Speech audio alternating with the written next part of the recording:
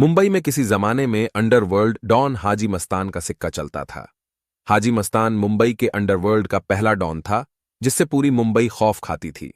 दाऊद और पठान गैंग को एक करने वाला हाजी मस्तान नामी माफिया वर्धा को भी अपने इशारों पर नचाता था। बॉलीवुड के उस समय के दिग्गज अभिनेता संजीव कुमार तथा दिलीप कुमार तक बॉलीवुड के सभी दिग्गजों के साथ हाजी मस्तान की मुलाकात होती थी। हाजी मस्तान की कहानी किसी फिल्म की स्क्रिप्ट से कम नहीं है। साल 1926 में शुरू हुई हाजी मस्तान की कहानी साल 1994 में खत्म हो गई। तमिलनाडु का रहने वाला हाजी मस्तान 8 साल की उम्र में 1934 में मुंबई पहुंचा था।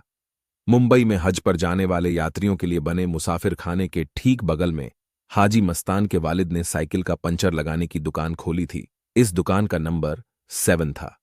हाजी मस्तान अपनी दुकान पर बैठकर साइकिल के पंक्चर लगाता था। पंचर की दुकान इतनी चलती नहीं थी, इसलिए मस्तान ने हज यात्रा पर जाने वाले यात्रियों के लिए पानी के जहाज पर कुल्ली का काम करने का फैसला किया। इंदिरा डॉक पर हाजी मस्तान कुल्ली की तरह काम कर हाजियों का सामान उठाने लगा। हाजी मस्तान ने यह देखा था कि हज यात्रियों की जांच और तलाशी नहीं होती। जहाज से उतरने के बाद हाजी सीधे बाहर निकल जाते हैं। हज यात्री कितना भी सामान लाएं, कोई पूछने वाला नहीं था। हाजियों के साथ हज से वापसी में हाजी मस्तान उनके खजूर के डिब्बे में डालकर सोना चांदी भरकर मुंबई लाने लगा। खजूर का डिब्बा उस समय 25 किलो का होता था। उसमें भरकर लोग आसानी से जेद्दा से सोना ले आते थे। हाजी मस्तान ने सोने की इसी स्मगलिंग के जरिए शुरुआत में पैसे कमाए और मुंबई के अंडरवर्ल्ड का पहला डॉन बना। 1960 और 70 के दशक में भारतीयों के लिए हज यात्रा का मार्ग मुंबई से इंदिरा डॉक से समुद्र के रास्ते जहाज द्वारा जाने का रहा है। मुंबई से ही हज यात्रा संभव होने के कारण देश भर के हाजी मुंबई आते थे। यहीं सरकार उन्हें वीजा देती थी और यहां से 90 दिन के सफर पर हज यात्री निकल जाते थे।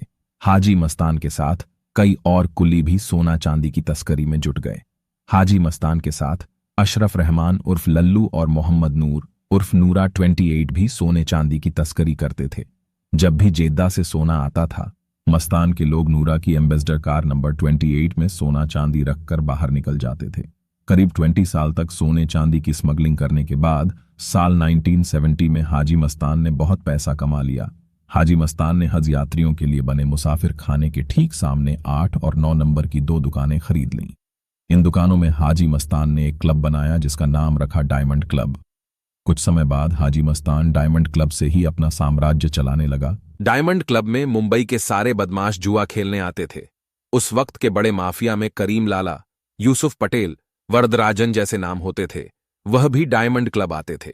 इसी डायमंड क्लब में हाजी मस्तान की मुलाकात मुंबई के सभी गुंडों से हुई और वहां से उसका साम्राज्य चलने लगा।